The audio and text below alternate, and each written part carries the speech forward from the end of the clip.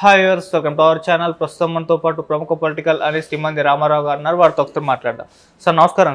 నమస్తే. సార్, షర్మిల గారు చూసుకుంటే గత కొంతకాలంగా కూడా జగన్మోహన్ రెడ్డి గారిని చాలా టార్గెట్ చేశారు సార్. అతని పైన విమర్శలు చేయడము, తిట్టడం, ఇవన్నీ కూడా మనం చూస్తున్నాం. మరి అధికారంలో ఉన్న చంద్రబాబు నాయుడు గారి పైన కానివ్వండి, లేకుంటే పవన్ కళ్యాణ్ గారి పైన కానివ్వండి, ఎక్కువగా మాట్లాడడం లేదు కూడా. అసలు షర్మిల గారి టార్గెట్ ఏంటి, ఆమె ఎయిమ్ ఏంటి, ఎందుకు జగన్మోహన్ రెడ్డి గారిని టార్గెట్ చేస్తున్నారని చెప్పేసి ఇప్పుడు చాలా మంది చర్చించుకుంటున్నారు సార్. మరి ఆమె ఎయిమ్ ఏంటి, మీ ఒపీనియన్ ఏంటి దీనిపైన? నా దృష్టిలో ఇద్దరు రాజకీయ నాయకులు కాదండి. ఎంతో రాజకీయం చూపిస్తున్నట్టయితే జగన్మోహన్ రెడ్డి చూపిస్తున్నాడు, కానీ చెల్లి చూపించడం లేదు. చెల్లికి ఇప్పుడు రాజకీయాల్లో నిజాలు పలకడం గొప్ప అనుకుంటాం, కానీ నిజాలు పలకడం ఒక్కోసారి ప్రమాదంగా దారితీస్తాయి. ఏంటంటే ఇక్కడ ఆయన చెల్లిని ఏమైనా అంటే రాజకీయంగా ఎటువంటి పరిణామాలు వస్తాయన్న ఆలోచనతో మన జగన్మోహన్ రెడ్డి ఉన్నాడు. ఈవిడు వెనక ముందు చూడకుండా మొత్తం నన్ను గోడకేసి కొట్టాడు, నన్ను ఇలాగ అన్నాడు, నా ఆస్తి తీశాడు, నా క్యారెక్టర్ని అసాసినేషన్ చేశాడు, నా భర్త గురించి చెడ్డగా మాట్లాడాడు అని ఇప్పుడు కూడా సమయం దొరికితే జగన్మోహన్ రెడ్డి నువ్వు అన్యాయం అయిపోతావు, నువ్వు పతనం అయిపోతావు అని వార్నింగ్ ఇస్తూనే ఉంది. ఎందుకంటే గుండె లోతుల్లోంచి వచ్చింది, గుండె మంట అది. ఇక్కడ మాట్లాడటం లేదు. మాట్లాడితే మొత్తం మహిళా ఓటర్స్ అందరికీ దూరం అయిపోతాడు. ఇప్పుడు జగన్మోహన్ రెడ్డి కంటే 1,00,000 కోట్లు తీసుకొని మళ్ళీ నా పదవిలో నన్ను కూర్చోమంటే కళ్ళు మూసుకొని ఇచ్చేస్తాడు. ఆయనకి అది ఉంది. 1,00,000 కోట్లు తీసుకొని నీకు పదవి ఇస్తాను, ఎమ్మెల్యేలను గెలిపించుకుంటాను, నువ్వు అలా పక్క తప్పుకొని చూసుకుంటానని ఎవరో వచ్చినట్టయితే ఇచ్చేస్తారన్నమాట.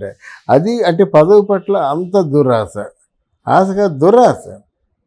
ఇక్కడ పోయినది ఎవరు చంద్రబాబు నాయుడిని కొడుకు పెళ్ళికి ఆహ్వానించడానికి వెళ్ళినప్పుడు ఎప్పుడైతే రాజశేఖర రెడ్డి ప్రస్తావన వచ్చిందో, రాజశేఖర రెడ్డి చంద్రబాబు నాయుడు ఎంత మంచి ఫ్రెండ్సో, ఇద్దరు ఎంత సహకారంగా ఒకరికొకరు ఉండేవాళ్ళు.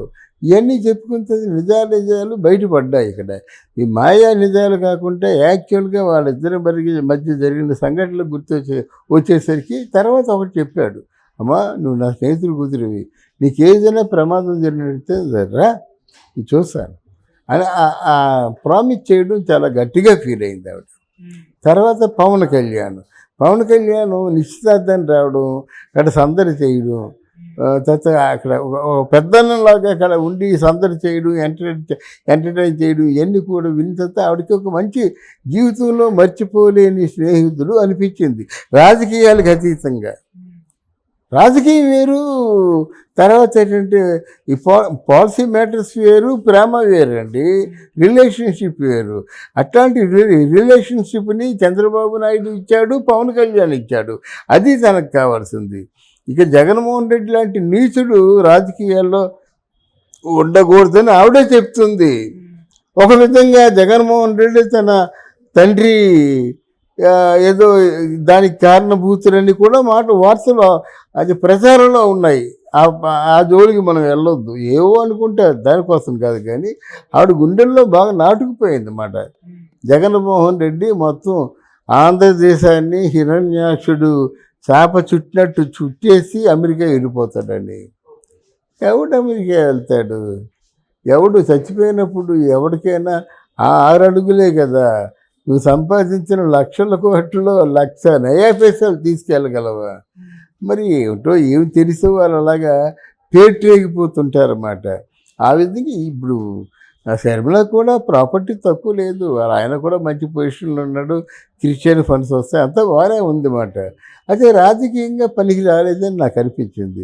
ఇచ్చిన మహదావకాశం ఏంటంటే షర్మిలకి కాంగ్రెస్ అధ్యక్షురాలు పదవిని ఇచ్చారన్నమాట.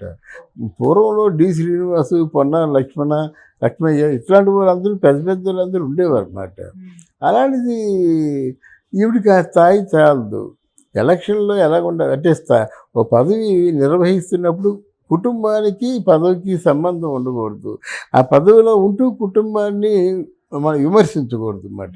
ఆ విధంగా రాజకీయాలకి ఇవి అన్ఫిట్ అనిపించింది అన్నమాట. మనసులో ఉన్న మాట ప్రతి మాట చెప్పేసి తిట్టేస్తే నువ్వేం రాజకీయ నాయకురాడివి కాదు. దానికి ఒక స్కెచ్ ఉండాలి, దానికి ఒక వ్యూహ రచన ఉండాలి, కొంత కమాండ్ ఉండాలి, చాలా ముఖ్యంగా గోప్యం ఉండాలి, బయట పడకూడదు. సరే ఎనీవే షర్మిల టార్గెట్ అవ్వడానికి కారణం ఏంటంటే ఆయన చేసిన దుష్ట కార్యక్రమాలు, కొట్టడం కానీ, చెట్టడం కానీ, ఈ పేర్లు పెట్టి చెప్పడం కానీ, తన పరువు తీయడం కానీ, తన భర్త పరువు తీయడం కానీ. ఎవరైనా షర్మిల శాస్త్రి అని పిలుస్తారండి? షర్మిల గురించి క్యారెక్టర్ అసాసినేషను రోజా చేతను వీళ్ళ చేత అనిపిస్తారండి? శ్రీరెడ్డి చేతను నువ్వు ఎన్ని చోట్ల తిరిగావో చెప్పంటావు అంత శ్రీరెడ్డి. రోజా పెద్ద పచ్చితులా మాట్లాడుతూ ఎక్కడ శర్మని చూస్తే ఆమెడు దూరం పారిపోయి రోజా కూడా విమర్శించడమేనా? ఇవన్నీ గుండెల్లో బాగా నాటుకుపోయినాయి. మరి జగన్మోహన్ రెడ్డి గారు అంటే షర్మిల గారిని డీల్ చేయడంలో ఫెయిల్ అయిపోయారా? మరి ఇప్పుడే ఏ విధంగా ఆయన హ్యాండిల్ చేస్తారంట? అంటే ఇక్కడ హ్యాండిల్ చేయడం కాదండి, ఆస్తి తగాదాలండి. పొలం గట్లు తగాదాలను చాలా సీరియస్గా తీసుకుంటారన్నమాట. గట్టులో ఒక అంగుళం దూరం ముందుకు వచ్చేడితే నరికేసుకుంటారు. అదంతా ఆ మూడు వచ్చేస్తుంది. అలాగే ఆస్తి తగాదాల్లో ఎవడు 10,000 తీసుకెళ్ళిపోతాడు. ఆస్తి తగాదాల్లో తనకి ఎప్పుడైతే అన్యాయం జరిగిందని తెలిసిందో అటు ఆటోమేటిక్గా వచ్చి అన్న లేదు, తమ్ముడు లేదు, మొగుడు లేదు, ఎవరు లేదు.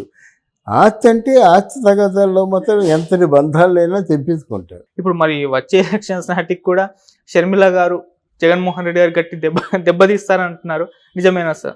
తప్పకుండా తన ప్రాణం ఉన్నంత వరకు పోరాడుతూనే ఉంటుందండి. అకౌంటబిలిటీ ఉంది కదా.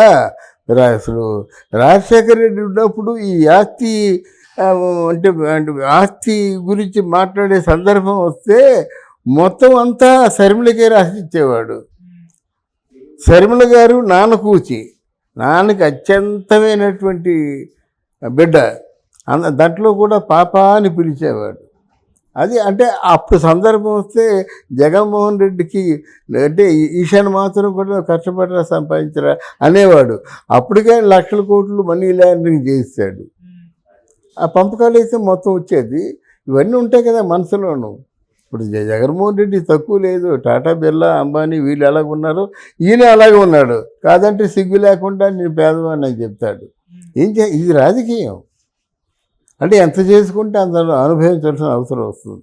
సార్ కొంతమంది వీళ్ళిద్దరూ ఒకటే, జస్ట్ పొలిటికల్గా మాత్రమే. అదే